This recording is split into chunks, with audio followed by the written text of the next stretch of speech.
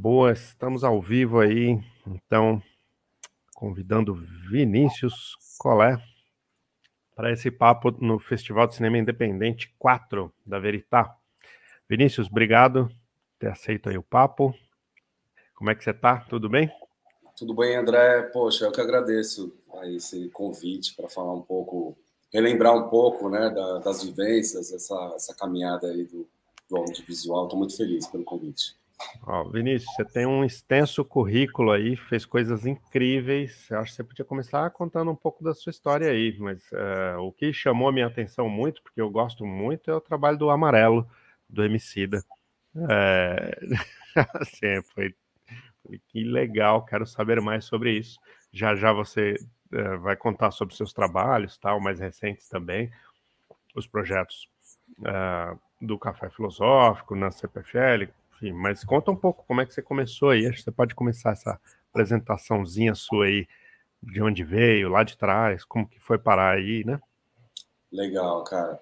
André, eu confesso que eu sinto que eu demorei um pouco, assim, né? Se a gente for ver essa questão de faculdade, naquela época, quando você está no terceiro colegial, né, você se forma e aí você tem que escolher um curso, né, ou por uma questão dos pais, às vezes, né, uma pressão da família. E meus pais tinham uma vontade que eu fizesse medicina, né, engenharia, essas coisas, e eu fui sempre um aluno nota 5, nunca gostei de estudar, de fato. E naquela época do curso da faculdade, eu tive que escolher ali, sem saber, muito jovem ainda, né? Eu acabei indo para publicidade e propaganda. Na verdade, o meu curso ele era de comunicação social, né? E no segundo ano você tinha opção, né? No final do segundo ano você tinha opção de escolher entre jornalismo, rádio e TV. O que, se eu tivesse escolhido rádio e TV, eu até talvez estaria já um pouquinho mais próximo da área, né? Mas isso foi meu caminho ali, meu trajeto de estar novo ali, não sabia, acabei indo para publicidade e propaganda, fiz uma faculdade que, assim, vendo agora, né, não me ajudou praticamente em nada, assim, eu tanto que fui um cara frustrado, assim, comecei a trabalhar na área, eu não parava mais de 2 meses no emprego, trabalhei com marketing, nunca trabalhei em agência, né, de publicidade de fato, mas comecei a trabalhar para algumas marcas com marketing e era um cara frustrado e não parava, mas em paralelo, eu sou um cara que eu gosto, sempre gostei muito de música, cara. Eu sempre tive uma ligação com a música e acho que o áudio veio antes na minha vida, né? Hoje eu sou um diretor de fotografia, sou um diretor de cena, mas naquela época, assim, voltando agora antes, né, assim, com 3, 4 anos de idade, inconscientemente eu ficava num som do meu pai tinha um 3 em 1 da Gradiente, com toca-fitas, e eu ali gostava de girar o disco ao contrário, eu gostava de apertar a fita, gravar um pedacinho de cada música, 1, 2 segundos de cada música, sem querer depois, né? Hoje em dia eu penso, cara, ali talvez tenha sido o começo de tudo, né? Dessa ligação com o audiovisual, de você recortar, de você manipular, né? O tempo da música, de você recortar os pedaços. Era uma edição ali que já estava acontecendo naquela época, enfim. Mas eu não sabia de tudo aquilo. E nessa época da faculdade, né? Do meu curso e dos primeiros trabalhos, eu também fazia som, eu era DJ, tinha uns par de toca-discos, né? Gostava de mixar música, hip hop, música eletrônica. E eu comprei uma MPC, uma máquina que é um sampler, né? Você recorta trechos de música e vai, né, fazendo os beats ali, bumbo, caixa. Então eu sempre tive essa ligação com a música, mas também não sou músico, não sou um cara que estudou música, né, de fato. Mas isso sempre teve em paralelo à minha vida. E aí, nessas dos meus trabalhos profissionais, frustração, eu fiquei desempregado durante um bom tempo e eu fui morar na Avenida Paulista e eu me vi desempregado no coração de São Paulo ali, cara. Eu acordava, via todo mundo naquela loucura, indo trabalhar, e eu falava, cara, e eu tô sem emprego, não é possível, cara. Aí eu falei, meu, vou arrumar agora qualquer coisa, meu. Vou trabalhar com qualquer coisa porque eu preciso de dinheiro, eu preciso me manter. E aí eu fui trabalhar num hotel, né? Fui trabalhar na recepção de um hotel. Trabalhei em loja de celular, né? Vendendo celular, trabalhei com um monte de coisa. E nessa do hotel, eu fiquei lá, e aí eu fazia meus sons em casa, ia trabalhar no hotel na recepção, porque eu falava um pouquinho de inglês, mas é isso, minha faculdade já tinha ido pro saco, né? Tudo que eu estudei em 4 anos ali da publicidade já foi, já não estava vivendo aquilo. E nisso, pela minha ligação com a música, eu tinha um conhecido que é um DJ, né, que é o DJ Mista Luba, DJ do Rincon Sapiens e tal.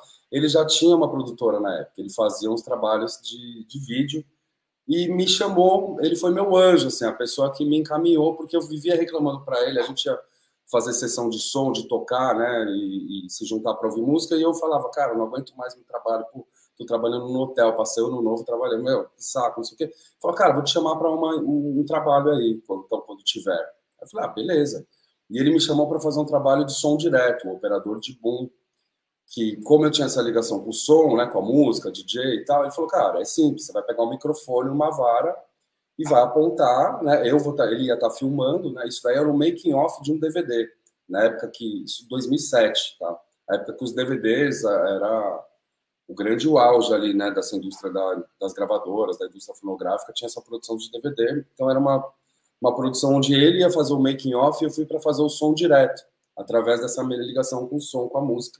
Ele me deu essa chance. Aí eu fui uma vez, fui duas vezes, eu não sabia nada, eu pesquisei na internet o que era um boom, né, o que era o shotgun, né, que era o nome, né, do equipamento. E aí eu não sabia de nada, mas eu, pô, tenho essa sensibilidade da música, acho que eu vou, beleza. E me enrolei no fio com ele, eu ficava preso, o cara ia filmando, eu não acompanhava, a gente se desplugava. Mas deu certo, no final eu fiz 2 trabalhos assim, 2 diárias, né? Isso eu já viajei para o interior, já entrei num ônibus com um monte de cinegrafista profissional, e eu vi aqueles caras tudo vestido de preto, e eu falava, meu, caramba, que negócio louco. Os caras ganham por dia, né? Uma diária, e, nossa, eu tô lá no hotel, fico 30 dias lá, trabalho de sábado e domingo, e os caras aqui fazem isso, meu, já comecei a, né, ter um brilhinho no olho ali, né, e o sócio desse meu parceiro, né, que me chamou, o Luiz, ele gostou de mim nessas 2 diárias e eles estavam fazendo um documentário na época, né, foi na época que o Corinthians caiu para a segunda divisão, isso já 2008, eles estavam fazendo um filme do Corinthians, acompanhando todos os jogos do Corinthians na Série B, e eles precisavam de alguém para decupar as fitas, na época mini DV, né, as câmerinhas da Sony e tal, eles precisavam de alguém para pegar todo esse catálogo e digitalizar as fitas mini DV, né, num VTzinho que tinha na produtora, e me chamaram para fazer um estágio lá. Então foi isso, assim, isso eu já tinha 27 anos, né, 27 para 28. Então, por isso que eu disse ali no começo que talvez foi um pouco mais tarde, assim, do que eu vejo hoje. Tem uma molecada de 22, 23 anos que está saindo do curso de cinema já no set. Você fala, caramba, meu, que legal, nessa idade eu estava perdidaço. Eu nem sabia, né, quais as chances que tinham. Na minha escola, por exemplo, uma coisa que eu vou tentar fazer diferente com os meus filhos, né, tenho um filho de 10 anos e uma menina de 5, é tentar levar eles para a arte, tentar falar sobre, existe, né, esse caminho, essa profissão. Porque ali na época do vestibular, do colégio que eu estudava, que meus pais investiram, né, forte para mim, só se falava da disputa do vestibular mesmo, da medicina, da engenharia, dessas coisas. Então, isso fez com que me abriu, né, um leque. Depois que eu comecei a trabalhar nisso, já foi um pouco tarde, assim, teoricamente, né, mas tudo tem seu tempo também. Mas foi isso, foi através de uma chance de trabalhar por uma produtora de um amigo, de um conhecido, que me deu essa oportunidade de fazer um som. E aí disso eu fui para a ilha de edição, nessa oportunidade de um estágio, né, que eles me deram. Eu falei, cara, você vai sair do hotel, que eu ganhava uma faixa salarial até que eu conseguia me manter e tal, você vai sair de lá para ganhar tipo R$ 500 no mês. Mas aquilo foi a minha verdadeira faculdade, a minha aula. Tanto que eu não conseguia ir embora da produtora. Eu ficava lá no meu horário, depois terminava, eu continuava lá. Os caras, acho que você precisa ir para casa, hein, meu? E eu, vidrado, falei, encontrei uma coisa que eu gostava de fazer. E aí eu comecei a trabalhar na ilha, decupando essas fitas. Eu comecei a entender os programas de edição, né, na época, eu organizava, né, as fitas. E comecei a ver que aquele timeline que tinha do programa de edição, né, que na época era o Final Cut, ele tinha muito a ver com as coisas de áudio que eu fazia. Porque você via o gráfico da música, né, o waveform, aquela timeline mesmo, né, do tempo zero correndo, e eu falava, cara, eu já vi isso do som. A diferença é que nesse caso tinha uma pista em cima que era a imagem. E eu falei, caramba, cara, aquela edição, né, que eu fazia com sample, de recortar, de colar, era meio que aquilo ali. Aí eu comecei a me interessar e comecei além de que me foi oferecido, né, de só decupar as fitas, de escrever o que estava, eu comecei a já separar umas imagens. Eu comecei a assistir o material que os câmeras, né, que os cinegrafistas traziam ali para a produtora. E aí, só para concluir do começo mesmo, que para mim faz parte assim desse início, foi quando uma pauta, um dia que ninguém podia ir, dos 2 diretores do filme, os 2 cinegrafistas, estava todo mundo enrolado e precisava acompanhar uma parte de uma torcida do Corinthians, que é os Gaviões da Rua São Jorge, indo para um jogo, né? E aí eles perguntaram se eu podia ir, eu falei, cara, posso, mas espera aí, né? Fiz um workshop um dia com a câmera, com outro cinegrafista, me explicou ali dos comandos, né? Como é que eu ajustava a luminância, né? Ó, aqui está estourando o som, é importante, está captando ali, né? Não sei o quê. E aí eu fiz esse testezinho assim um dia, né? Com a câmera ali brincando, e fui eu e um dos diretores para fazer essa pauta. E aí foi demais, cara, porque ali eu já tive a chance de escolher os lugares onde ia ser as entrevistas, tal. E aí eu lembro de uma cena que me marcou muito, assim, nesse primeiro dia, que foi aí que me deu... Eu sou São Paulino ainda, né? E eu conversando com o diretor, eu falei, cara, já fui até de uma torcida uniformizada de São Paulo, né, nos anos 90. Mas ele, cara, não, mas fica à vontade, meu, não sei o quê. E aí, nessa hora que a gente estava indo para o jogo, saindo da Rua São Jorge para Pacaembu, eu fiz um take que eu me abaixei ali na escada do ônibus, né, o ônibus que eles alugavam municipal, né? E entrou todos os torcedores, eu gravei eles entrando no ônibus. Quando entrou o último, ele olhou para minha cara e falou: vem com nós. Aí eu olhei pro jornalista, que é o Ronaldo Bressani, um dos diretores. Ele falou: cara, você que sabe, porque a gente ia com o carro dele, a gente foi com o carro dele lá e ia pro jogo continuar o dia da gravação com o carro dele. E ele olhou para minha cara e falou: você que sabe. Eu falei: cara, a gente se vê lá então. E eu entrei no ônibus dos caras, e os caras batendo no teto, e eu procurando ali, as imagens. Aí, quando eu vi uma cena que tinha um torcedor na porta de trás, o cara abriu a porta do ônibus e ele foi pendurado, assim, ele se segurou na barra de ferro e ele ia pendurado na 9 de julho, assim, ei, Rua São Jorge, Rua São Jorge. Eu falei, nossa, cara, preciso filmar esse cara, como que eu vou filmar? Aí os caras abriram a porta da frente do ônibus, né? Então eu fiquei na porta da frente, eles fizeram um cordão, assim, segurou um ferro, o outro aqui, segurando, me segurou pelo meu braço, vai, pode ir. Aí eu saí para fora do ônibus, assim, filmando o cara e, ei, Rua São Jorge, não, só gritando, cara, até me arrepia isso daí. Mesmo sendo São Paulino, porque essa imagem ela entrou no trailer do filme, assim, a imagem tava meio sem foco, meio estourada, sabe? A parte técnica, assim, tava totalmente zoada, assim, né?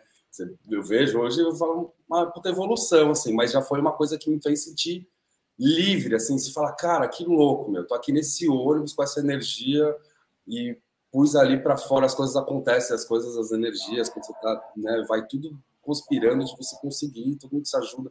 Depois entrei no estádio lá no Pacaembu, e aí teve o jogo, aquela sensação de entrar embaixo do bandeirão, de ter os negócios, sabe? Tem uma coisa muito de... Foi minha primeira diária, assim, meu primeiro trabalho que eu saí com uma câmera para filmar valendo mesmo, né, para um projeto, assim, porque nesse período da produtora que eu estava no estágio, eu cheguei a pegar a câmera ali, eu cheguei a fazer algumas coisas minhas autorais, de foto, de registro, né, e, enfim, mas esse foi o primeiro dia que eu fui por uma coisa valendo assim mesmo, que foi para esse documentário do Corinthians, aí com o diretor, e aí depois acabei indo em mais outros jogos também depois, né, mas esse foi o que me marcou primeiro, o começo da minha transição, assim, de carreira, né. Não, eu te ouço e é muito legal. Estou pensando aqui como esses momentos chave de várias carreiras, né? Enfim, eu fiz também jornalismo, depois abri uma produtora de audiovisual e se eu olhar para trás, acho que os momentos chave são talvez os momentos mais irresponsáveis do ponto de vista da segurança, das coisas que a gente faz, né? Mas é isso que fica na cabeça e é muito legal ver esses momentos de nascimento, né, da profissão e que as coisas começam a funcionar. Agora você falou que hoje você é diretor de cena, diretor de fotografia. Será que aí é um dos momentos-chave também para você ter virado diretor de fotografia? Porque é curioso que você não vem da fotografia, né?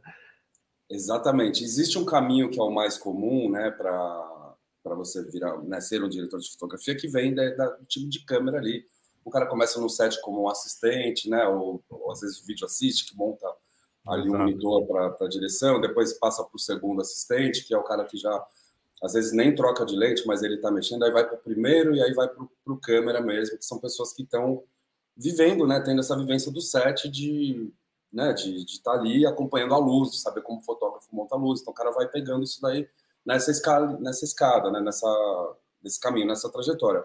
Eu fiz um outro caminho, que foi esse. Acho que através dos meus recortes do som, né, do passado, de DJ, dessas coisas, na produtora eu comecei a editar, né, nessa parte desse filme, eu comecei a separar, editar uns clipes, e eu comecei a entender, às vezes, as imagens que eu sentia falta, né, como editor, como montador, eu comecei a editar uns making-offs, essas coisas, aí eles me chamavam para gravar, e eu via, cara, eu sinto falta, às vezes, de coisas de transição, assim, sabe, de uma cena, de uma textura, por exemplo. Eu sentia falta, às vezes, do câmera ficar mais na imagem ali, né? E você fala, cara, isso aqui tá legal. Aí o cara, vai lá, fala, não, meu, calma, respira, conta até 10, né? Segura o take, segura a imagem. Vamos pensar numa entrada e saída de take, vamos pensar num chicote, assim, que você puxa, sai do take.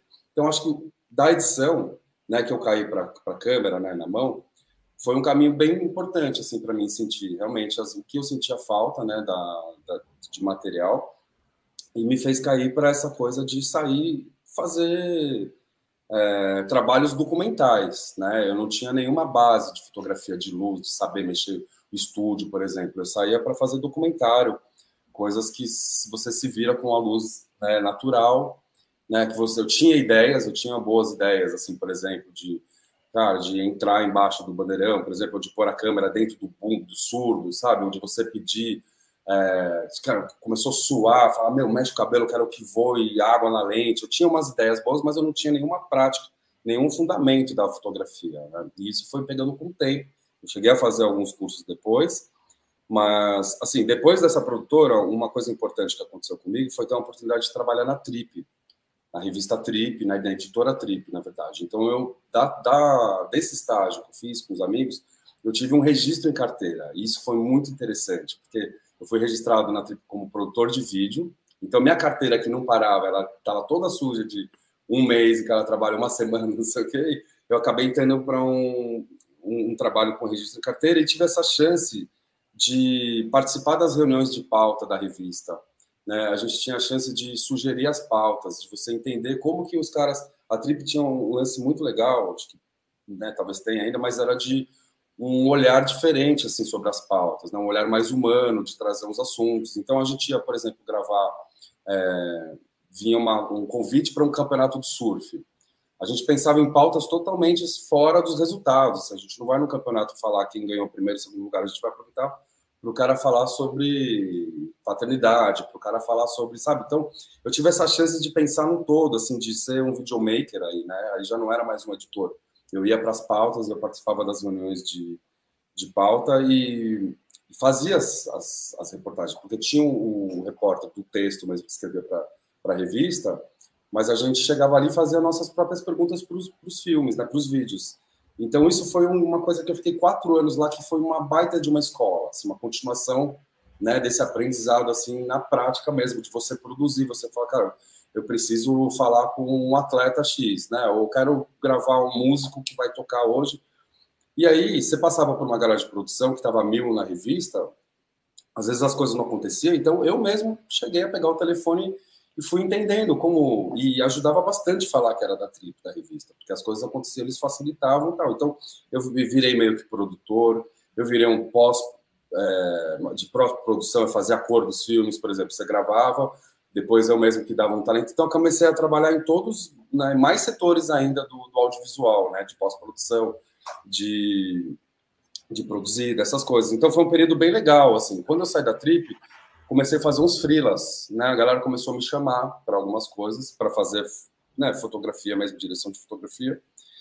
E eu senti que eu tinha uma vivência totalmente de uma escola de documental, de guerrilha, assim, né? De filme guerrilha. Aí eu me deparei com um momento que eu tive que fazer um produto, um pack shot de um produto. Falei, cara, eu não sabia fazer isso daí. Eu comecei a entender, falar, cara, e agora? Agora ferrou. Tanto que a câmera que eu sugeri para o trabalho, os caras falaram, não, meu, você não vai como isso daqui, pegar uma câmera de cinema. Eu falei, opa, peraí, né? Aí, saindo desse trabalhinho para o freela, né, sair da Trip, eu tive essa chance de fazer uns trabalhos, conhecendo alguns diretores que trabalhavam com produtoras, com agências, me chamaram, porque eu criei uma identidade nesse período da Trip também de filmes autorais, né, que eu sempre, em paralelo, tenho um projeto autoral, e isso é uma coisa muito importante, assim, que a gente tem que falar para a molecada, para quem está começando, ou para quem está velho também, porque é muito importante a gente ter trabalhos autorais nossos, onde a gente, né, consegue expor mesmo o nosso jeito de pensar, de falar sobre o mundo, enfim. Então, eu tinha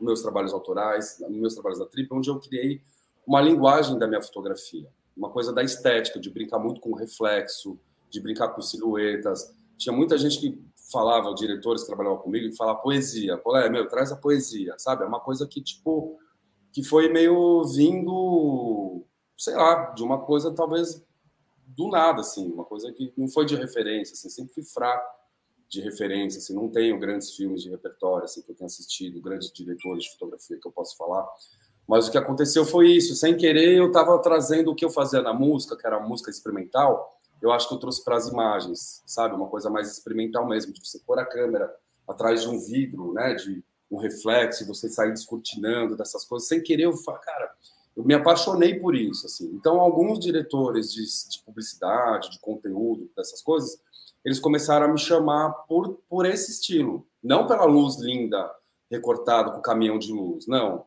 meu, traz aquilo lá. Né? E claro que eu também não entrei como um diretor de fotografia de publicidade de filme para TV, dessas coisas. Eu comecei com uma segunda unidade, né? Ia ter um filme ali, o cara precisava de uma outra equipe para mandar para outro lugar. Né? Foi indo aos pouquinhos, assim. Mas aí eu fui entendendo que eu não tinha essa vivência de estúdio, de luz, né? Do que vem geralmente, né, os fotógrafos, e eu comecei a entender que eu tinha que fazer um curso, né? Procurei um curso, enfim, meio menor, assim, de um Carlos Eber, que foi inclusive a Trip, que no final da minha saída na Trip eles já tinham sugerido esse curso e tal, mas ainda assim não foi onde eu aprendi, assim, mexer com luz, dessas coisas. Eu aprendi com um gaffer, né, com uma pessoa que é o cara de elétrica, o eletricista, o cara que vê a luz, que eu, um dia, num set, que eu estava fazendo um filme para um outro fotógrafo, na verdade, eu estava fazendo uma segunda câmera, eu perguntei para um cara de elétrica, né, que é o Didi, um querido, beijo, Didi, não sei se você vai assistir isso, mas eu perguntei para ele por que ele pôs um azulzinho ali, né, que era o CTB, né, que era para controlar a luz, deixar quente. E o cara me explicou, André, de uma maneira tão linda, assim, sincera, que ele me contou, não, a gente põe ali, porque não sei o quê, e começou a me mostrar, e aí, nisso mesmo trabalho. Né? Quando eu vi, eu falei, cara, meu, é esse cara que eu preciso na minha vida, esse anjo agora, teve o anjo que foi o Luiz, o cara que me trouxe para o audiovisual, agora eu tenho esse cara da luz, assim, porque é onde eu sinto que eu preciso evoluir, né, ter esse conhecimento. E aí eu comecei a fazer trabalhos com ele, comecei a ir na locadora, você vai lá, você liga, né, a luz, você pergunta para que serve, e é um aprendizado eterno, né, até hoje, assim, a gente vai sempre aprendendo, e eu entendi a equipe do audiovisual, porque é isso, na Trip, naquela época, a gente saía sozinho, não tinha um cara do som, né, não tinha, era meio... Era o quê? 2, 3 pessoas na equipe da Trip? Era geralmente o produtor, o fotógrafo de estilo e o jornalista, né, o repórter, que ia fazer o texto para a revista. Então, assim, era tipo, onde você vai fazer? Vou fazer aqui. O rebatedor, você tinha que amarrar ele na cadeira, assim, senão você nem levava, porque você falava, vai mais te atrapalhar do que te ajudar. E aí eu fui entendendo que nos trabalhos que tinha, né, de marca, dessas coisas, que eram conteúdos, brand content, e já tinha mais estrutura, né? Tanto uma câmera diferente, já não era, né? A câmera, depois que a gente saiu da mini DV ali da produtora, na Trip ainda a gente pegou um pouquinho, depois teve uma transição para as DSLR, né? Para 5D, a Trip comprou uma 5D Mark II, e já foi uma baita de uma mudança muito legal pro digital, porque eu cheguei a pegar o finalzinho do analógico ali, das fitas, né? Desse processo de digitalização. Depois migrou para as DSLR, já trabalhava com cartão de memória, mas aí eram os lentes de fotografia, já veio aquele desfoque que você falava, caramba, meu, era isso. Né? O que a gente não conseguia fazer com as câmeras de vídeo mesmo, né? Você tinha que fechar uma tele, né? O zoom lá para ter um desfoque. Você, nas 5D, enfim, mudou, e aí foi uma baita experiência legal também. Então, aí depois disso, tive essa chance de trabalhar como equipe, ter um assistente de câmera. Meu, o que é o primeiro? Tanto que eu não sabia trabalhar com assistente, porque eu não sabia o que o cara fazia. Eu sempre estava eu com a câmera na mão, eu que trocava de lente e tal. O cara falou, meu, peraí, cara, deixa a câmera aqui, pensa na ideia. Isso foi mudando o meu estilo, assim, de hoje. Antes eu chegava filmando. Se você me chamasse para fazer um filme, né, da marca X, eu vou chegar na casa filmando, que era o jeito que eu fazia lá, né? Hoje eu falo, não, você marca um dia, né, da visita técnica, né? Você vai um dia lá, você, o diretor, né? Você trabalha... Nosso papel como diretor de fotografia, né? Assim, agora voltando para o atual, é muito criar essa estética, a narrativa, né, da história que vai ser contada através das imagens. Você está totalmente livre para, falar, cara, o movimento vai vir desse lado e, sabe, trabalhar com essa parte criativa junto com o diretor, que precisa, né, falar sobre tal assunto, precisa contar tal história, e a gente... Né, então, é muito melhor você estar livre, você não estar ali pesado, segurando coisa, com o tripé, preocupado que se a bateria está cheia ou não. Então, você tem times, né, de pessoas que estão te deixando livre para você fazer só o que você precisa fazer, que é pensar na ideia, pensar de como ficar bonito isso, né, como criar um imaginário. Se escureceu, o filme é solar. Você fala, você vai ter que continuar agora o dia de sol. Estourou as horas, vai ter que fazer o sol entrando na janela. Então, tipo isso. É uma coisa mágica, né, cara? Muito legal. Assim. Isso demorou um tempo, porque foi na prática, assim mesmo, cara, de sair. Antes disso, né, antes de chegar nos trabalhos da publicidade, eu tive uma outra escola que foi durante 6 meses, que teve a Trip, 4 anos. E aí, quando eu saí da Trip, eu falei, não, vou ser freela. Só que aí minha companheira estava grávida, né, a Renata, e eu fui falar com o RH da Trip e a Betina falou assim, você tem certeza que você vai sair agora?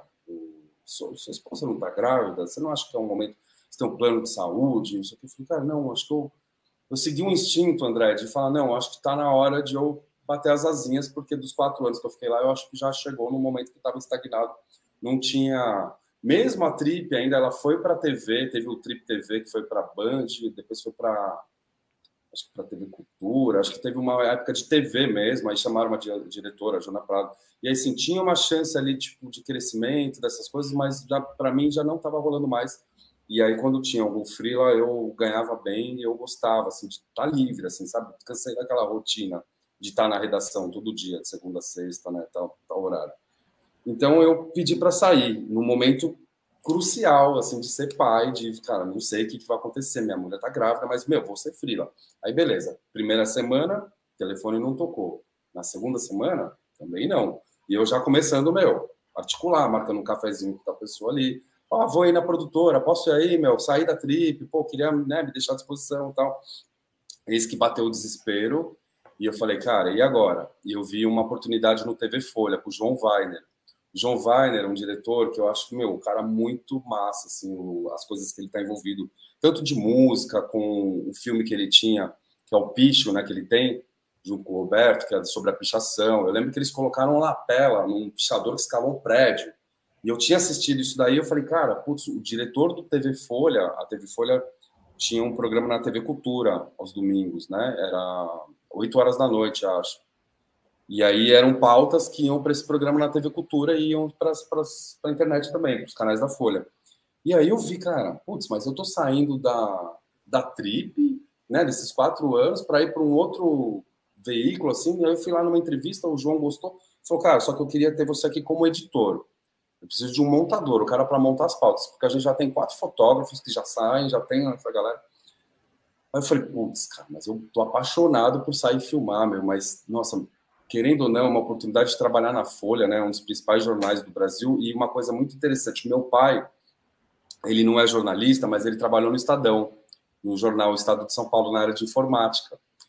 E aí, eu também falei, cara, vou trabalhar numa redação, porque eu lembro quando eu ia trabalhar com meu pai, entrava na redação, tal, eu já tinha vivido essa experiência na Trip, né, da redação, bem mais descolado, tal, bem mais livre. De repente, eu estava na redação do jornal, assim, eu falei, caramba, bicho. Uma escolha afetiva aí também, né? Uma escolha de afeto também, né? Teve um pouco disso, assim, de eu falar, cara, pai, tá vendo, cheguei na Folha de São Paulo, faço parte do canal da TV Folha, sem ter, né, ele me indicou, ele falou com um amigo, alguém me avisou da vaga, eu fui lá, marquei com o João, apresentei meu currículo, meu portfólio e trabalhei 6 meses lá, de um outro jeito, né, de um jornalismo agora já um pouco mais diferente, que tem aquela coisa de escutar os dois lados, né, não era só, né, fazer a matéria, você tinha que escutar, tinha que vir gráficos, trabalhar com os caras de arte, você punha um monte de coisa, de informação e tal. Mas uma coisa legal, André, que eu estou relembrando agora, que como eu saí para filmar na TV Folha, como que eu consegui meu espaço como cinegrafista? Tinha umas vinhetas que o João queria fazer para o meio do programa da TV Cultura, né? Então tinha as pautas, ele queria fazer uns clipes de 30 segundos, 15, 1 minuto, para vir entre uma pauta e outra, com imagens de redação. E quando ele pedia para a galera que trabalhava lá, meus amigos, meus fotógrafos, os caras falavam, puta, fazer imagem de redação? Como assim, cara? Mano, que saco, né? Tipo, eles faziam bonito, faziam legal, mas já não estavam já saturados de fazer aquelas imagens. E eu falei, meu João, posso fazer? Ah, pode fazer? Pode, meu. Aí um dia tava eu e o Iago, que era um assistente que tinha lá, ele me empurrando com uma cadeira, fazendo um traveling no corredor da redação, assim. Tipo, eu peguei a câmera, sentei na cadeira e foi... E aí, a gente passando nas fileiras, assim, sabe? E aí eu peguei uma lente macro, fiz o cara digitando no TV Folha, tipo, o T, o V, sabe? Com uma macro. Peguei os vidrinhos, as coisas que eu gostava de brincar. E aí eu fiz, um clipão, assim, que, nossa, foi muito usado. E aí eu peguei a confiança de sair, assim, para filmar algumas pautas, assim, nesses 6 meses depois eu consegui reverter. E eu fiz o que eu gostava, assim, né? Isso foi uma coisa de eu propor ali, cara. Eu gosto de fazer isso, eu gosto de fazer imagem experimental, eu gosto de brincar mesmo com, sabe, com essa coisa de fugir do convencional, os enquadramentos esquisitos, você deixar a coisa meio torto, um teto gigante, né? Umas coisas meio assim, era exatamente o que estava precisando ali, porque senão seria mais um vídeo institucional do jornal ali, né? Mas foi um momento legal da minha história, enfim, desculpa. Aí voltando para a parte da publicidade, da luz, foi aí que um dia eu precisei falar que eu era o diretor de fotografia. A pessoa que falou, não, o diretor de fotografia. Eu, não. Diretor, eu tinha uma coisa meio de ser humilde, falar, não posso ser diretor de fotografia. Não, mas então você é o quê? Cara, eu sou câmera. Não, você é o diretor de fotografia. O cara, tipo, ele falou, ué, sou o diretor de fotografia? E aí eu comecei a me impor assim, cara. Sim, então, eu sou o diretor de fotografia, mas isso demorou para cair essa ficha, assim, e eu ter essa sensação assim para me assumir assim nessa profissão. E aí foi quando eu me vendi como esse cara mesmo, né, o diretor de foto. E aí tô assim nesse caminho até hoje. Tive umas oportunidades de dirigir alguns trabalhos, porque assim, o diretor de fotografia muitas vezes ele acaba dirigindo cena ali em algum projeto, né, no sentido assim, você trabalha com o diretor, você sugere, você fala, pô, e se ele abrir a janela na hora e soltar o grito, e nessa hora passa alguém na frente, sabe? Você meio que já sugere, né, o que pode acontecer. Então você acaba meio que... quantas vezes o diretor falou, massa, faz aí. Né? Como que é? Como seria? Aí você fala, então, vem daqui, vem mais devagar. Você vai com a câmera na mão vendo ali as coisas, você consegue, né, tipo, falar no seu tempo e fazer o que você está pensando. Então, acho que naturalmente começou a rolar umas questões, assim, umas coisas de dirigir ou de trabalhos que eu fui sozinho. Isso acho que também vem desde lá da Trip, onde você é o videomaker, né, o filmmaker, você também dirigia ali, né, a pessoa, né, porque ela estava ali para fazer um momento que era seu ali do filme, né. Então você fazia, vamos fazer um portrait, vamos fazer agora, faz um carão, manda um beijo, sei lá, tipo, né, você comecei a... Mas assim, é uma coisa que eu ainda estou desbravando o universo. Eu tive a oportunidade de trabalhar com os Gêmeos, né, que foi uma coisa muito legal, assim, isso já é uma coisa recente, né, que a gente tem trabalhado junto, mas surgiu uma oportunidade de dirigir um projeto para a Pinacoteca, né, olha que coisa maluca, a Pinacoteca, eles estavam querendo fazer, na exposição dos Gêmeos, né, que teve lá Segredos, aqui em São Paulo, teve uma ideia do pessoal da Pina de levar as crianças lá para a exposição e ter um bate-papo com os Gêmeos, com os artistas, né, com o Gustavo e com o Otávio. E aí, em função da pandemia, o que aconteceu? Caiu, essa história caiu, só não vamos ter como levar as crianças, tá perigoso e tal. Bom, o que a gente vai fazer? Vamos fazer uns vídeos para os professores aplicarem em sala de aula, né, como se fosse vídeo aula sobre hip hop, sobre a história do break, do grafite, né, os elementos do hip hop.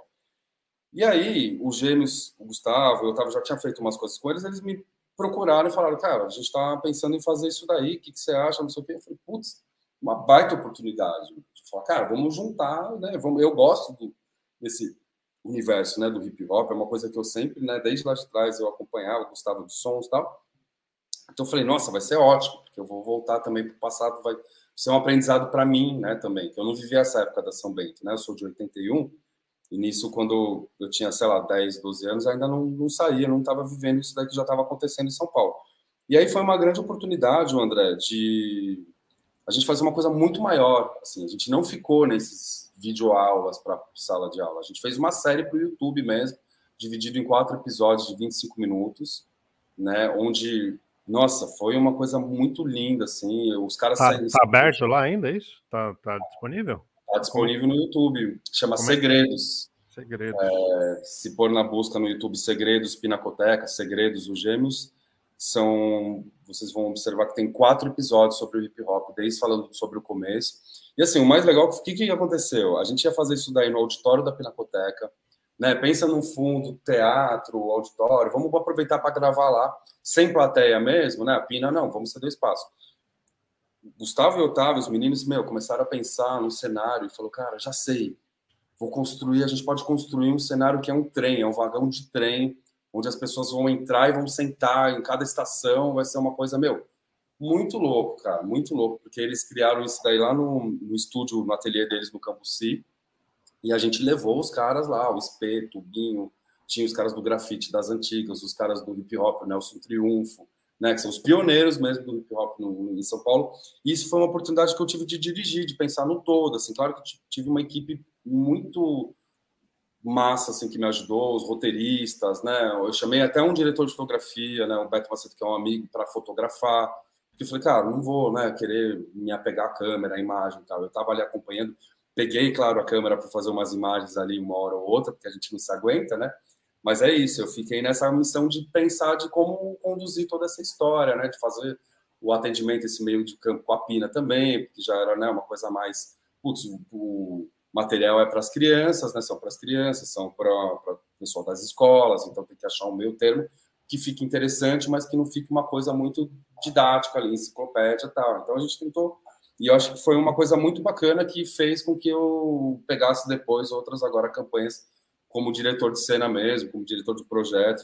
Não, eu entrei num outro mood, assim, que ainda estou aprendendo, que é fazer tratamento, né, fazer reunião com agências, com os criativos, mas eu estou muito mais voltado ainda para fotografia, onde as pessoas me chamam mais, né, como fotógrafo mesmo, como cinegrafista, mas estou desbravando esse mundo, esse universo muito com assuntos, com produtos, com coisas que têm a ver com esse meu estilo, assim. Acho que as pessoas que estão me procurando são para campanhas onde possa ter essa linguagem, nessa coisa mais tipo de videoarte, né, de ter uma edição mais maluca, música mais, né, ou hip hop, ou uma coisa mais de cultura, de arte. Eu estou tentando seguir esse caminho que eu acho que é muito importante também a gente, né, claro, você não tem que ficar preso a um segmento, né, falar, eu vou fazer só casamento, eu vou fazer só eventos, né, vou fazer documentários. Não, eu acho que é legal passar por todos os universos, mas é legal você tentar.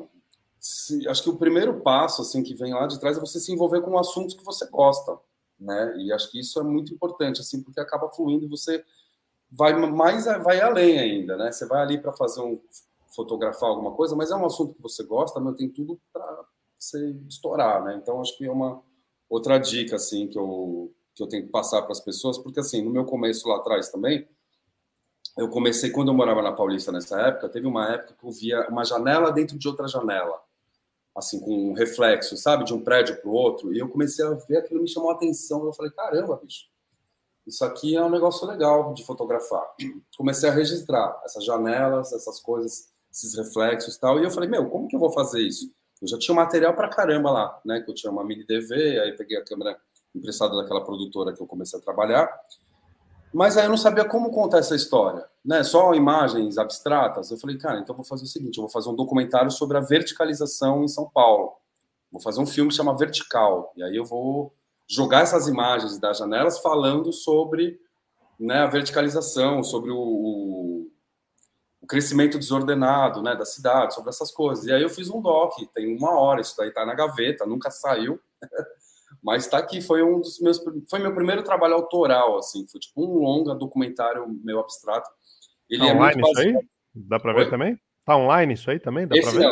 Esse não tá online. Um dia eu pretendo soltar, assim. Eu não sei o que precisa para terminar, assim. Na verdade, eu viajei muito, assim, porque manda para mim isso aí, cara. Depois vou te mandar. quero assistir. Aí enfim, eu já tô Não, pensando em vários projetos da gente fazer junto aí. Não, com certeza. Tinha uma história, tem um amigo meu que é um escultor, ele fazia umas cabeças, sabe, de cimento e tal, e eu pus essa cabeça nos lugares e eu gravei uma narração em off como se fosse a cabeça falando, tá? Então isso foi o que a grande virada do filme de eu falar, cara, isso é um filme mais experimental, assim, né? Porque ele tem uma locução, tem um off falando Tipo, eu vi, era em terceira pessoa, na verdade era uma narração de uma mulher, uma voz feminina, que eu chamei para fazer, que falava sobre o que ele tinha visto. Então, ele disse que, para ele, aí ele era a cabeça veio na transformação de São Paulo. Então, isso ficou guardado. Aí, depois disso, assim, paralelo ao trabalhos autorais, né, caindo num bloquinho aqui para falar sobre essa importância. Teve uma coisa que eu comecei a fazer, que era as TVs de tubo. Em 2014, no ano da Copa, eu comecei a registrar as TVs de tubo. Eu estava vendo muita TV abandonada na rua e eu comecei a mesma coisa. Quem que me atraiu para fazer isso daí? Foi os reflexos. As imagens das TVs na calçada, né, sem tá toda quebrada ali, sem estar ligado, eu ainda via um ônibus passando na tela, uma pessoa, não sei o que, e eu comecei a registrar isso daí. Falei, vou filmar essas TVs. E aí eu fiz um documentário também, que é um mini-doc experimental, chama Diários de Issas Chateaubriand. O Issas Chateaubriand é um trocadilho com o Assis Chateaubriand, que foi o cara que trouxe nas TVs e tal. Esse tá online, assim, tá no meu Vimeo e tem no YouTube também. Diários de Issas Chateaubriand. É um curta de 8 minutos, onde fala que era o último ano a última fábrica estava fechando da fabricação de tubo, falava sobre essa transição, né? Era um ano de Copa, era o ano da transmissão no Brasil, né? Que a Copa é essa no Brasil. Então, assim, ele tem vários links através de imagens que me chamaram a atenção. A imagem do reflexo, né? O primeiro filme do Vertical era uma janela dentro de outra janela. Esse filme das TVs era uma TV totalmente destruída, onde tinha uma vida ali de um reflexo. Eu falei, cara, isso aqui é muito bom. Só que precisa ter um assunto por trás, né, dessas coisas. Então, assim, sempre em paralelo, aí depois eu fiz um filme na pandemia, eu fiz um programa de TV, que é o Lugar em Comum, com a Didi, né, Didi Wagner, viajando para os países. E a primeira vez que eu tive a oportunidade de ir para a Europa, né, aliás, tudo que eu conheci no mundo, assim, foi graças a esse programa, né, que me fez 5 temporadas, onde eu fui para vários lugares, Nova Zelândia, Israel, umas coisas que você fala, cara, olha onde a fotografia, minha profissão, me levou, assim, né? Foi um dia que até eu liguei para o meu pai e ele se emocionou, assim. Eu estava indo, né, para Nova Zelândia, eu estava no avião, mandei um vídeo chamada para ele. Ele, caramba, filho, que legal, né, meu? Não sei o que. Ele conseguiu em vida, né? Meu pai faleceu na pandemia de Covid. E foi uma coisa que eu consegui mostrar para ele, assim, consegui deixar o velho feliz e falar, cara, deu certo, meu. Eu era aquele porra louco que não gostava de estudar, que não parava em nenhum trabalho, não sei o quê, o aluno nota 5, porque não foi o médico que você sonhava. Mas, cara, o mundo, a fotografia me levou para conhecer o mundo desse meu interesse, esse meu amor, né, pela imagem e tal. Mas, enfim, aí fui para Portugal fazer o primeiro Lugar em Comum com a Didi. No meu dia livre, no meu momento livre, eu estava deslumbrado ali com aquilo, tudo que estava acontecendo. O que eu fiz? Peguei a câmera e saí para a rua. Falei, vou fazer alguma coisa para mim. Né? Tipo, sempre levava uma câmerinha fotográfica, uma câmera paralela de stand-by, eu saía com essa câmera de backup. E aí eu comecei a fazer um registro dos manequins de vitrine, porque eu vi uma coisa muito legal de cultura, né? Cara, uma mulher portuguesa com aquelas roupas tal, e desde uma avenida que tinha, tipo, como se fosse uma Oscar Freire, né, uma rua de comércio dessas marcas grandes, os manequins mais modernos e futuristas que eu nunca tinha visto aqui em São Paulo, né, isso em Lisboa. E aí eu fiz um registro dos manequins, comecei a fazer, manequins das vitrines, nesse meu, fiquei 15 dias lá, e aí acabei fazendo isso daí, o registro dos manequins. Depois disso, eu fui para os outros lugares, aí em todos os lugares eu fazia os registros dos manequins, mas eu não sabia o que eu estava fazendo. Não sabia mesmo de verdade. Eu falava, cara, eu acho que um dia isso daí vai ficar no HD, né? Um dia eu acabo fazendo alguma coisa. E na pandemia, foi isso, aquele momento, né, que os trabalhos pararam e a gente em casa, surtando, né, sem saber, todo mundo passou por esse momento doido. Eu acabei abrindo meus HDs e revisitando essas imagens que eu tinha dos manequins. E eu falei, caramba, bicho, os manequins de vitrine, isso aqui, cara. Nisso, em paralelo, a minha TV estava ligada e estava falando que os shoppings estavam fechados, que ia reabrir, que as pessoas estavam fazendo fila. Eu falei, os shoppings, o consumo, os manequins. Eu falei, eles estão vendo. O que eles estão vendo? O que eles estão vendo desse momento? Os manequins. E aí eu comecei a separar as imagens e falar, chamei uma conhecida que não é uma amiga do audiovisual, ela é assistente de câmera, hoje ela é cinegrafista também, mas eu via que ela tinha umas postagens que ela escrevia umas coisas bem poéticas, assim, meio da realidade dela, e eu falava, cara, Anne, você topa escrever? O que que isso traz para você? A ideia é mais ou menos essa, a gente fala sobre o consumo, falar sobre os caras abrindo o shopping, falar sobre, né, pegamos frases onde falava que não tô nem aí, isso é uma gripezinha, sabe? Umas coisas para atacar o sistema, para atacar o governo, né, o antigo governo. E aí a gente fez um filme também, um curta sobre os manequins, que chama Eles Estão Vendo, e aí eu mudei na época, que era tudo vídeo, eu fiz um frame de cada manequim e virou uma fotomontagem, assim, né? Virou um filme que são várias fotos que, na verdade, vieram dos vídeos. Então, é um outro trabalho que, cara, é isso. Sempre tá com alguma coisa ali que é... Se você me perguntar, né, o qual é? Putz, me manda aí o que você... Tem muita coisa legal, igual você falou, que a gente ainda vai falar do Emicida, do Amarelo, do lance dos Gêmeos, lance para marca e tal, mas os que vocês vão conhecer, eu mesmo, a minha maneira de pensar, de enxergar o mundo, minha sensibilidade, são nesses trabalhos autorais. Eu acho que isso vai ter que ir para sempre comigo, né? Em paralelo, a gente está sempre com essa questão para poder, né? Claro, mas você falou o Amarelo, eu acho que tem um viés também bem poético, né? O filme inteiro, né? Não sei o quanto que você conseguiu colocar a sua autoralidade ali, mas o filme todo ele vai nessa linha, né? Sim. O que Ali você o fez Amarelo... lá? Conta um pouco aí. Vou contar. Ali é o seguinte, o Fred Ouro Preto, né, o diretor, eu já tinha trabalhado com o Fred algumas vezes, e eles me chamaram, através de um produtor, né, dele, me chamou para fazer uma câmera no documentário. O que acontece?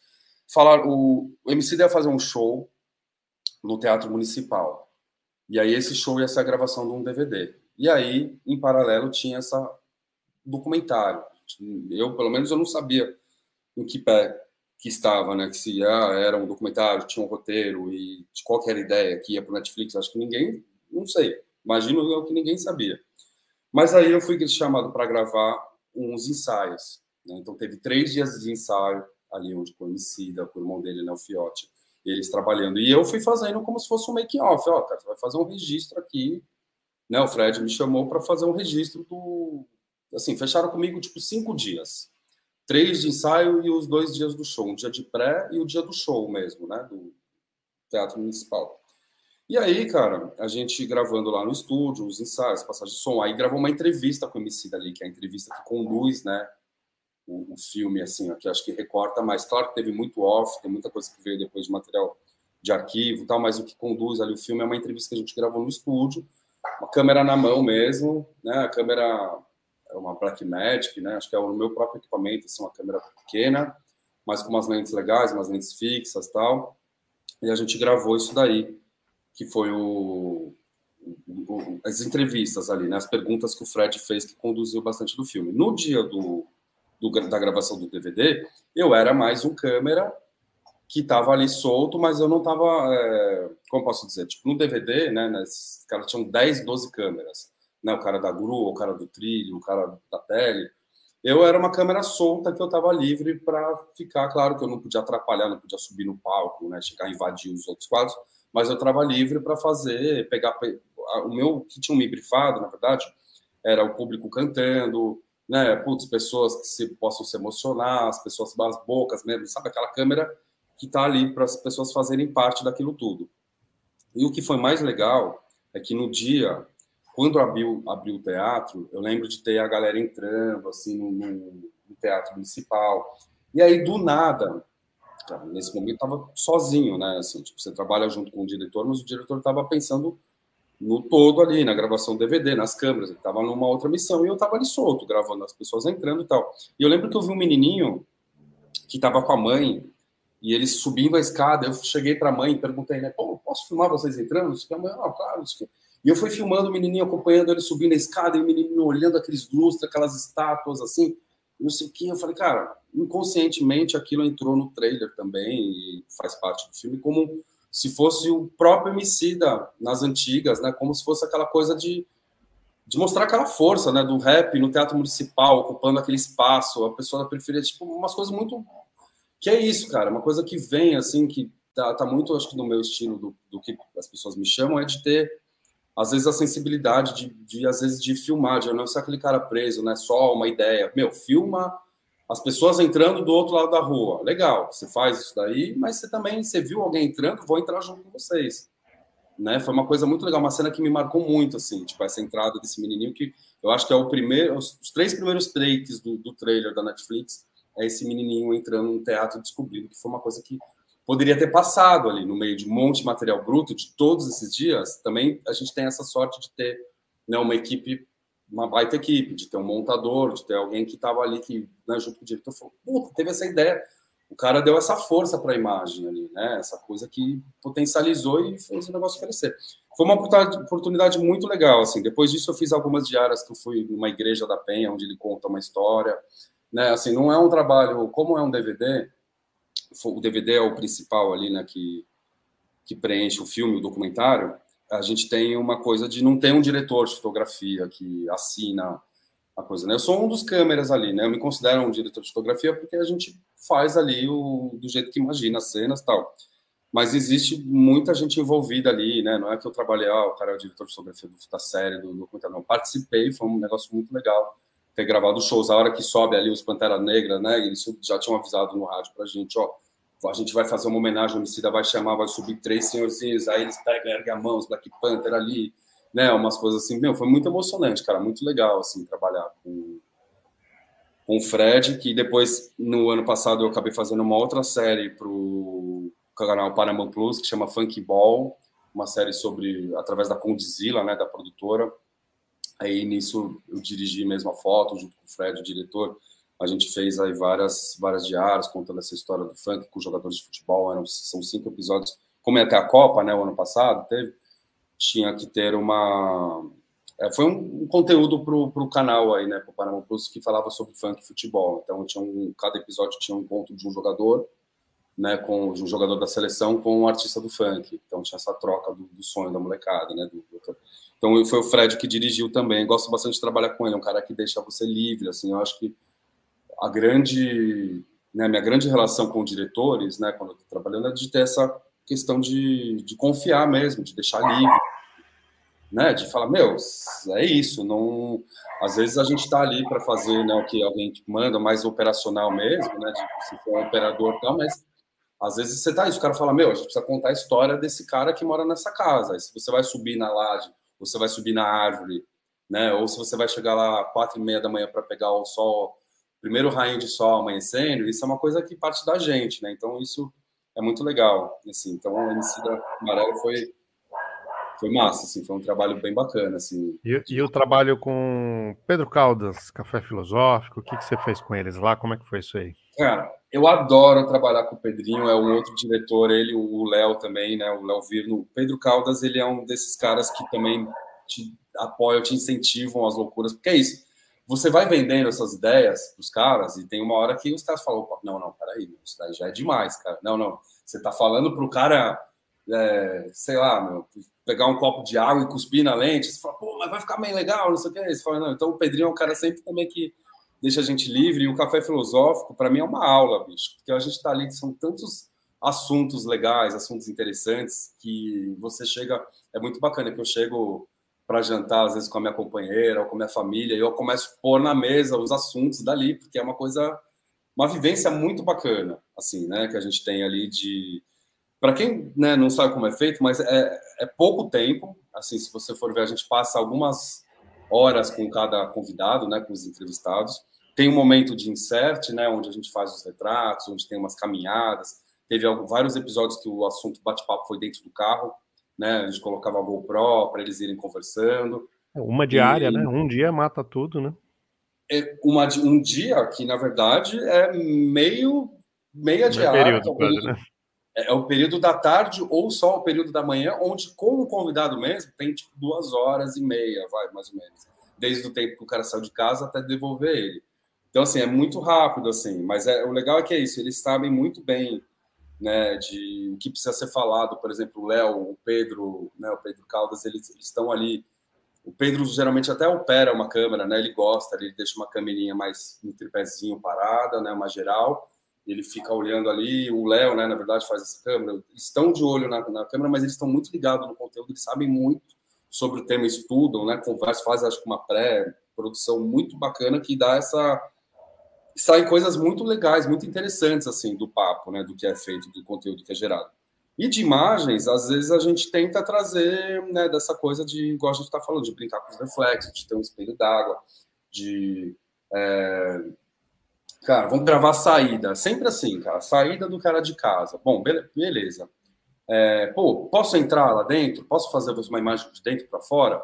Pô, pode, legal. Aí, meu, de repente eu posso pôr a câmera no olho mágico e colar a câmera no olho mágico e ver o cara saindo de casa pela visão do olho mágico, que vai virar quase uma fisheye, né? Uma lente de ver. Então, assim, essas coisas a gente vai sempre... Eu acho que o grande lance, assim, dessa profissão é você voltar para casa e tranquilo, falando, meu, eu fiz tudo que eu gostaria de ter feito. Claro que tem coisas que não deu certo, que não rolou de fazer, mas eu me esforcei para fazer o máximo, assim, sabe? Tipo, é uma coisa que eu acho que o Pedro e o Léo, né, eles são assim, eles têm essa mesma pegada e, inclusive, acho que eu estou há tanto tempo já fazendo esse lance com eles, né, não sei se fazem, acho que já uns 5 anos, mais ou menos, de estar sempre por causa disso, de ser uma pessoa inquieta, de estar procurando ali sempre trazer nessa coisa do visual, por mais que seja corrido, né, tenha pouco tempo, a gente tem sempre ideias ali que funcionam. E aí, uma coisa bacana também, André, que eu sempre faço isso com o Pedro e com o Léo, de perguntar o tema, né? Ah, você vai ser falado sobre o quê? Né, que nem teve uma série que a gente fez que foi sobre o suicídio, né, que foi, meu, pesado demais, os depoimentos foram pesados. Então, você não tinha que ter como os inserts nessas imagens de cobertura que a gente usa, não tinha como ser coisas felizes, ali, engraçadinho, né? Não dá para ser engraçadinho, né? não dá para ser engraçadinho. Você tinha que usar uma luz mais dramática no rosto, você tinha que brincar com a silhueta, você tinha que brincar com a textura ali de falar, meu, uma pele arrepiada, sabe? De ver uma lágrima caindo, assim, umas coisas, meu... Então é super importante a gente estar no dia ali, né? Às vezes isso acontecia meio em cima da hora, às vezes era no próprio dia que a gente falava assim, meu, vai ser falado sobre o quê? Mas beleza, a gente tinha uma semana de filmagem, cada dia tinha ali um trajeto que a gente conversava e eu tinha esse tempinho para pensar e também estar preparado para o que fosse acontecer. Porque é isso, a gente tem, né, nesse tipo de gravação, a gente não conhece, às vezes, a locação. Eles até vão nos lugares, fotográficos, fazem uma visita técnica e tal. Mas, às vezes, a gente não sabe. Pode ser que o dia chegou lá, estava nublado, não tem aquele sol, né? Então, a gente vai lá, acende as luzes. Aí você começa a improvisar com tudo que é possível. Né? Você fala, cara, desde as coisas que a gente já improvisou, de acender um farol do carro, de falar, meu, vamos ligar a ré do carro, pisar no... Claro que não com café filosófico, mas já aconteceu isso, de você tentar... Então é muito legal isso, você tá com a cabeça aberta desde o momento que você sai de casa, preparado para tudo que pode acontecer e tá instigado, cara, tá instigado. Hoje em dia eu não consigo mais, cara, trabalhar virado, essas coisas, ou sabe, coisas que a gente fazia no passado, lá atrás, de trabalhar um dia de ressaca ou de, meu, indisposto, às vezes você tá doente, tá com uma febre, tá com uma dor no corpo, mas, meu, tento mentalizar e naquele momento que eu sair, esse é o momento que eu vou ser aquele cara que eu gosto de ser, de propor, de ser inquieto. Vou tentar até o fim, cara, voltar feliz e falar, meu, né, isso é uma coisa que o Café Filosófico proporciona, assim, pra gente, cara, porque é uma aventura muito legal e uma aula. Os assuntos são muito interessantes, assim, sempre uma honra fazer.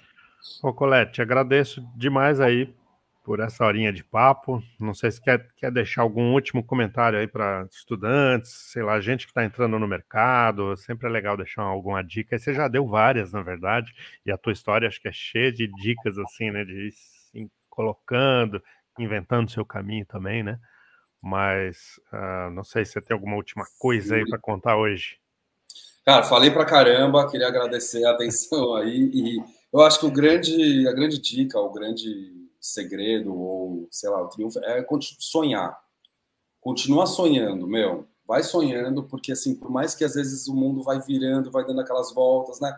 Que nem eu acho que o meu sonho que eu tinha ali de som, de ficar recortando as fitas quando era criança, de girar um disco ao contrário, já era uma coisa que estava na minha cabeça e às vezes pode passar muito tempo e você se ligar e cair a ficha, entendeu? Então é isso. Continua, acredita nos sonhos, é possível, se permita, entendeu? Se permita, vai, meu, se você não tem uma câmera, pega emprestada com um amigo ou faz com o celular, meu, vai atrás, escreve, procura o cara que você gosta, que você leu, vê um filme, vê quem é o diretor, quem é o câmera, me inscreve nas redes sociais. Eu faço isso até hoje com os caras de Los Angeles, os caras do Japão. Meu, pago de fã mesmo, não tem vergonha nenhuma de falar, de se perguntar que câmera que o cara usou, que lente que o cara usou, como é que ele fez ali tal efeito. Então é isso, se permita ir atrás, a buscar essa evolução, se aproximem de assuntos que vocês gostem, né? Se o cara gosta de peixe, sai filmando peixe. Se o cara gosta de futebol, sai filmando futebol na quebrada, na várzea, né? Se o cara gosta de dança, sai filmando as pessoas da dança do passinho. Eu acho que se você juntar, né, a profissão audiovisual com o que você gosta, você tem a chance de ir muito longe, cara. Não tem limite, é sem fim. Eu mesmo não sei falar qual que é o meu próximo desafio, é infinito. Tanto que meu nome artístico, o nome que eu criei é Lupícios, né? Lupícios Colé, que é o Vinícius em loop, é o loop do Vinícius, que são ideias que começam e terminam e, não tem fim, vai estar sempre em loop essa infinidade de ideias e de vivências que o audiovisual proporciona. Então, se permitam e vivam isso que é maravilhoso. Pô, Lupícios, obrigado demais, então, meu querido. Eu que agradeço, André. Obrigado demais. Por aqui nessa live. Valeu. Obrigado, um beijo para todo mundo aí. Fiquem em paz.